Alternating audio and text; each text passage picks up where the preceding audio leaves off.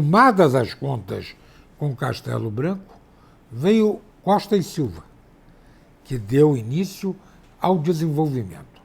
Entregou o Ministério da Fazenda a um então jovem de menos de 40 anos, este extraordinário brasileiro foi o ministro Delfim Neto, depois deputado em várias legislaturas. Delfim, Andreasa, no Ministério dos Transportes, o homem que começou mandando asfaltar a Belém-Brasília, começou mandando duplicar a Via Dutra, que ligava a ligação do Rio com São Paulo. Foi o homem que criou a indústria naval brasileira. Enfim, no Ministério dos Transportes foi um sucesso. Outros tantos brasileiros ilustres vieram a se somar a esta equipe que deu ao Brasil anos de grande desenvolvimento. No meio do mandato de Costa e Silva, começaram ações violentas, ações de sequestros de diplomatas, atentados terroristas, um dos quais, antes da posse de Costa e Silva, numa visita que ele fazia a Recife, ali jogou-se uma bomba no aeroporto que matou um jornalista e um almirante.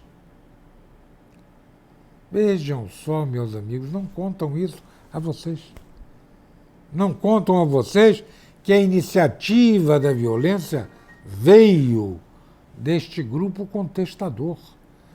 Não contam a vocês que, em sequência, foram sequestrados os embaixadores dos Estados Unidos da América, que levou uma coronhada na cabeça, o embaixador da Alemanha, cujos policiais federais que lhe atendiam foram sumariamente baleados, o embaixador da Suíça, o cônsul do Japão em São Paulo.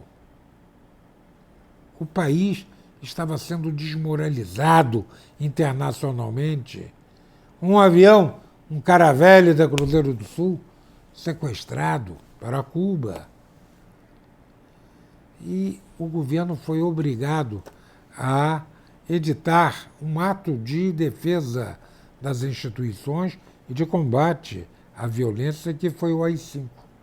Um ato de força. Mas o governo se defendeu daquelas agressões. E, cumprindo o seu papel constitucional, as Forças Armadas, aliadas às polícias estaduais, conseguiram, nos 3 anos entre 68 e 71, terminar com esta pré-guerra civil que nós vivíamos no Brasil, em que houveram episódios lamentáveis.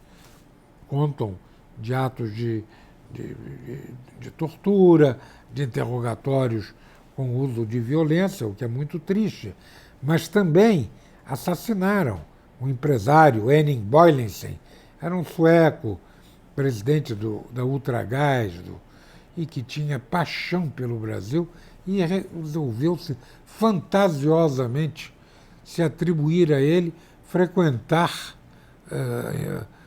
órgãos da repressão policial, quando os depoimentos dizem que ele teria ido 1 ou 2 vezes visitar oficiais que ali serviam. Também houve a morte de um capitão americano, apenas por ser americano, no bairro de Pinheiros, em São Paulo, assassinado de manhã ao sair de casa, na frente de 2 filhos, um de 4, outro de 6 anos. Houve também crimes de um atentado ao quartel-general do 2º Exército, em que morreu um soldado que estava ali fazendo serviço militar, um rapaz modesto, humilde. Enfim, era uma guerra.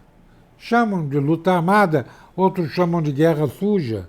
É um episódio lamentável. A maioria da população brasileira, na qual eu fazia parte, nós pouco conhecíamos este lado da luta armada. Víamos nos jornais que havia um sequestro, evidentemente, víamos nos jornais que haviam embates, que haviam centros de subversão sendo estourados, como hoje você toma conhecimento de apreensões da Polícia Federal, de armas ou de drogas, enfim. A maioria da população estava voltada e com entusiasmo pela grande obra administrativa, pela obra de reforma administrativa, pelas grandes obras de casa popular, de saneamento básico, o Fundo Rural que o presidente Médici instituiu, que incorporou a economia e a sociedade de uma só vez, 6 milhões de trabalhadores rurais que não tinham previdência, desamparados. Partimos para empreendimentos como Itaipu e Tucuruí. Você que sabe das nossas dificuldades energéticas e do custo da energia, imagine um Brasil sem Tucuruí, sem Itaipu.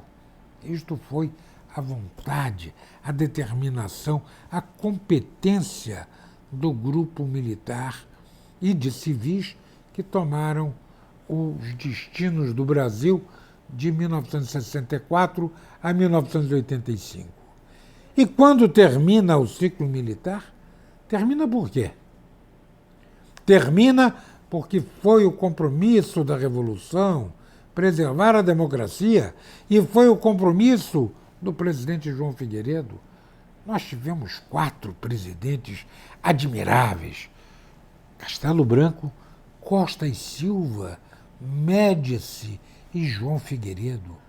João Figueiredo se comprometeu a dar uma abertura política ao Brasil e deu. Em 82, no seu governo, houve as eleições diretas para governadores. Venceu Miguel Arraes em Pernambuco, Leonel Brizola no Rio, que eram símbolos da oposição ao regime militar. João Figueiredo é que propôs a anistia como os radicais pediam e não como os moderados, porque ele deu anistia ampla, geral e irrestrita, e naturalmente recíproca, para a união do Brasil. Isto é que era o mais importante. Infelizmente, 20 anos depois, no governo Fernando Henrique, começaram comissões de anistia, indenizações que se avolumaram no governo Lula e depois no governo Dilma chegou esta Comissão da Verdade que só olha para um lado. É uma análise de um jogo de Fla-Flu em que só se olha para o que o Flamengo fez. O Fluminense não existia em campo. Então, esta anistia é muito bem definida por um respeitado deputado de oposição ao regime militar e no exercício do mandato até hoje, que é o deputado Miro Teixeira, do Rio de Janeiro.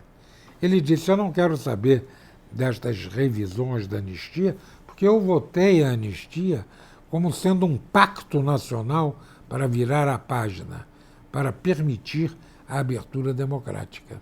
Vejam só, esta é a opinião de um homem sereno. Depois o Supremo Tribunal Federal também se manifestou quanto à intocabilidade da anistia. E aí agora tem esses artifícios de Comissão da Verdade e o outro artifício que ninguém nunca imaginou, por isso não se previu, que era se pedir dinheiro. Embora tenham pessoas de grande dignidade no Brasil, o ex-senador e deputado, relator da Constituinte de 88, presidente da OAB, Bernardo Cabral, este brasileiro admirado, admirável e exemplar, nunca permitiu, nunca aceitou um convite para reivindicar uma indenização pecuniária pela perda dos seus direitos políticos e do seu mandato de deputado federal que ele veio a recuperar após a anistia, porque ele lutou contra o regime pelo seu compromisso de democrata, de liberal, não de um homem de esquerda que nunca foi.